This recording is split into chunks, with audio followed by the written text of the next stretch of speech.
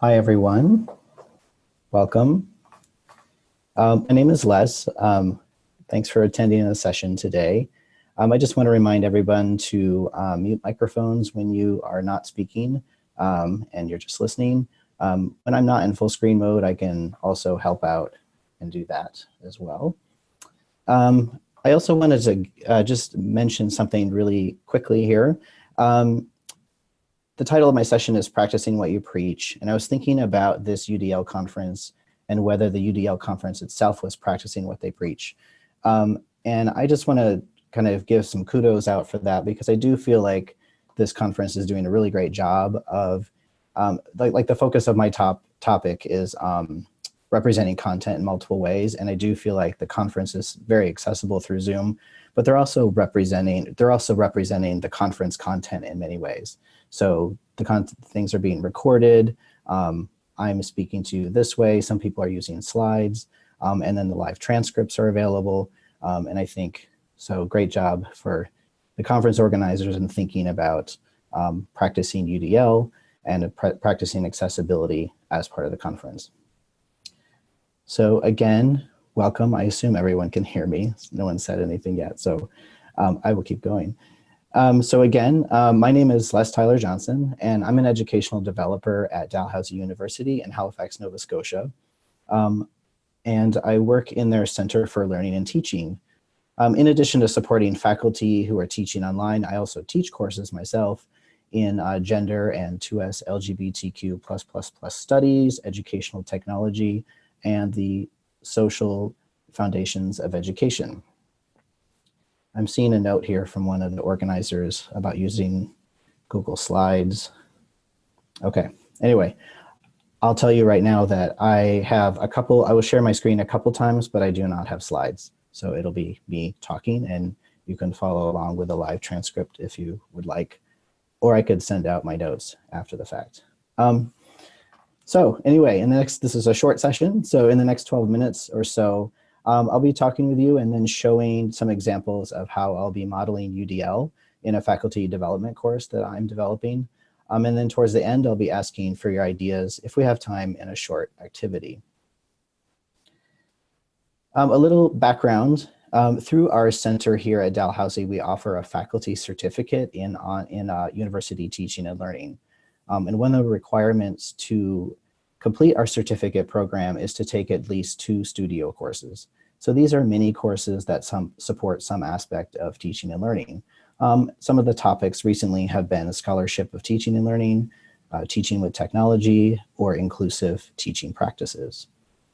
So I'm in the process of developing a new studio course held online. So it's currently titled Accessibility in Online Teaching, which covers what accessibility is and why it's important, including relevant policies and legislation, making online course environments and content accessible to everyone, and the selection, use, and evaluation of assistive technologies, reading and interpreting and implementing a student's accessibility plan that they might get from the Student Accessibility Center. And of course, we will have a week dedicated to UDL. So I'm going to share my screen here just for a quick second.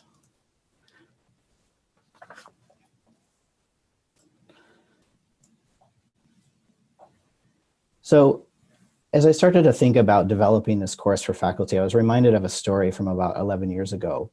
I was waiting in line at Boulder County Courthouse in Colorado to purchase a marriage license, which is why I know it was 11 years ago.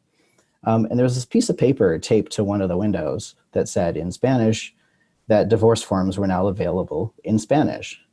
As I kind of wove my way through the line and got closer, I noticed that there was this fine print, which is all forms must be completed in English. So I always thought that was really funny. Like, you're providing this wonderful way of allowing people access to these forms by having it available in Spanish. And at the same time, you're taking away the opportunity to continue to use Spanish by having the forms need to be completed in English. So to me, this was sort of parallel to like when a website or an instructor or a learning module or a course encourages accessibility, but they do so in a way that is inaccessible. Similarly, since I will be talking and I will be learning about UDL in the course that I'm developing, it only made sense to infuse elements of UDL in the course as much as possible in the hope that faculty could take those ideas with them as they develop their own online courses. My thoughts kind of behind this were that being immersed in good practice might give faculty some like really concrete ideas about how to actualize these principles in their own work, but then also kind of prove my point that implementing UDL, if done well, really could aid in learning. So as a way to activate their recognition networks, I decided to represent the course syllabus in multiple ways, and I'll be sharing those with you today. I use tools that are free and available to our faculty at Dalhousie in the hopes that they can actually just take these ideas and create their own content in multiple formats. Okay, so I'm going to share my screen again now and kind of walk you through the different ways that I have started to create the syllabus in 4 different formats.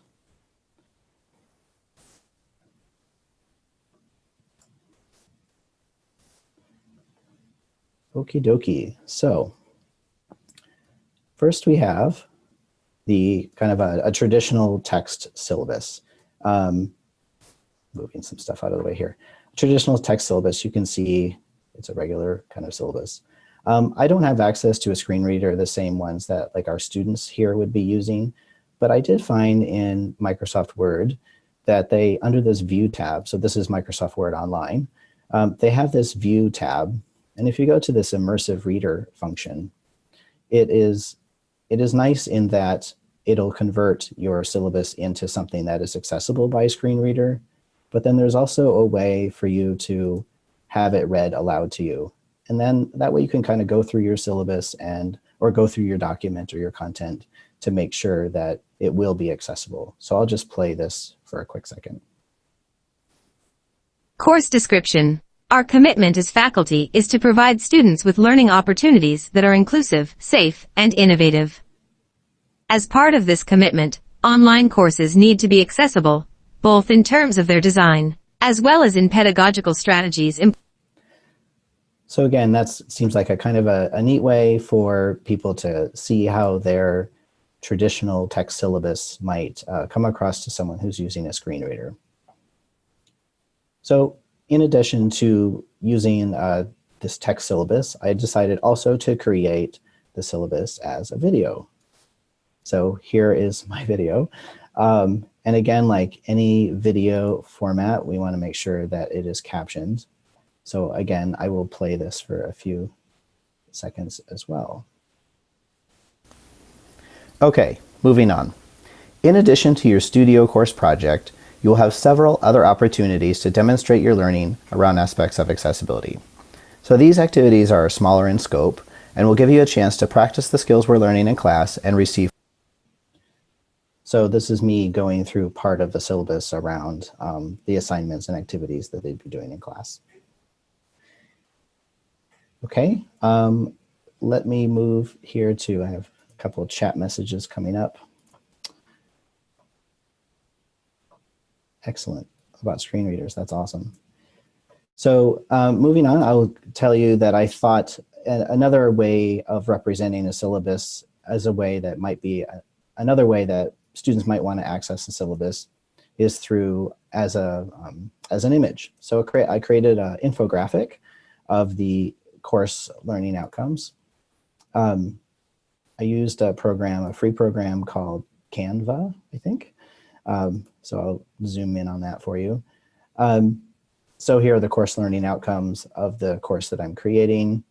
And again, I just highlighted those there and then highlighted the verb of what they would be doing by the end of, or be able to do by the end of the course.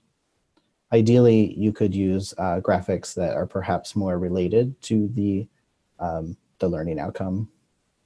I only kind of did that here at this section. But anyway, there was the graphic. I imagine it might take a while to create an entire syllabus as an infographic, but I think as someone who's dedicated to doing this in UDL, it's something that we have to do. And then finally, I'm going to show you a website that I created of a portion of the syllabus. So I used Microsoft Sway for this, and I laid it all out here. This is the course timetable. And my students, in this case faculty, should be able to go to this website if this is how they'd like to access the syllabus and move through the various pages to learn about what's happening each week of the course. And I noticed too, back on the home page, that actually Microsoft Sway offers an accessibility view, again, adding even more accessibility to the syllabus. So this now is a continuous web page with all the same information.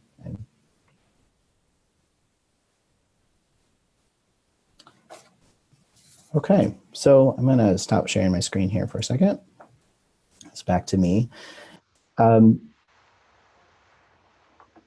So at this stage, I've thought about other aspects of UDL and how to incorporate those in the course as well. So including providing multiple means of engagement. My faculty, the learners, are already pretty motivated, which makes that part of UDL easier.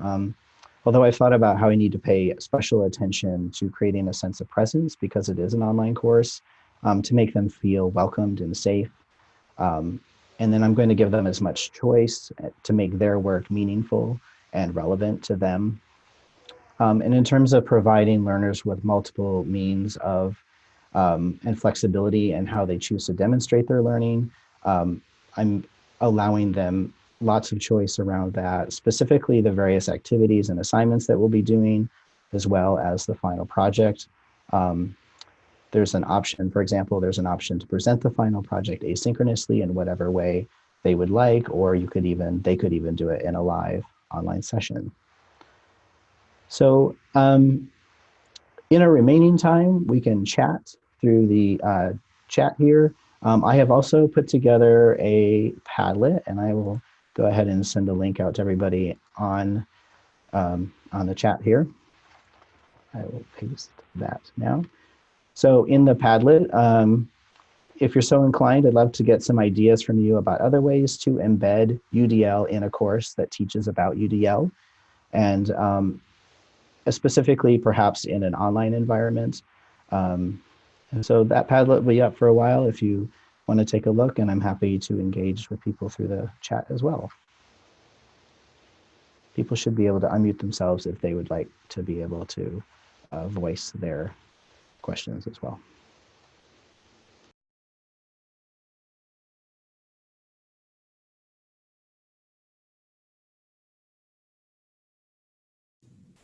Hi, Les.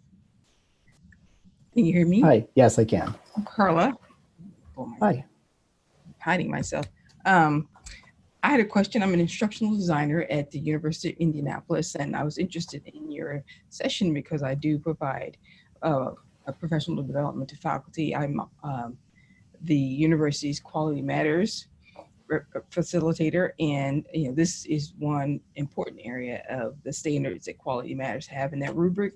Mm-hmm. And talk about this development course. I was curious to see, is this a how long is the course, and is it something that is just a self-paced, or are you facilitated? Do they get grades? How does that work? So the way our studio courses work, there are about 8 to 10 hours of in-class time. This will be the first studio course that I think is offered fully online.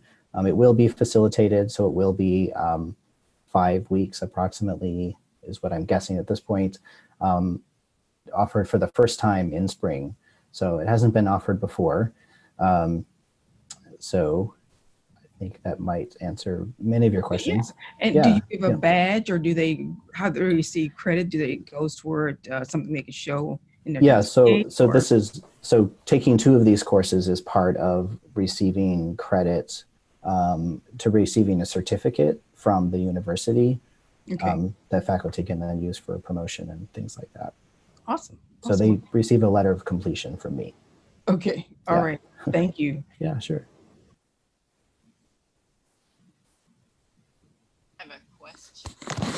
I have a question. Why is it called studio courses?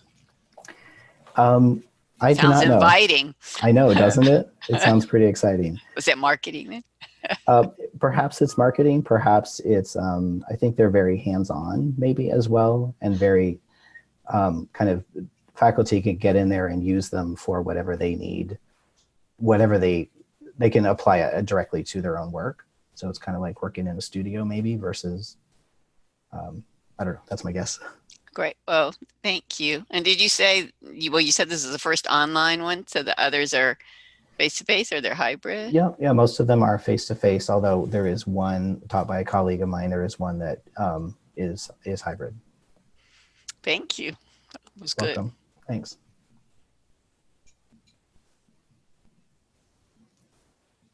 All right, everyone, I think we are out of time.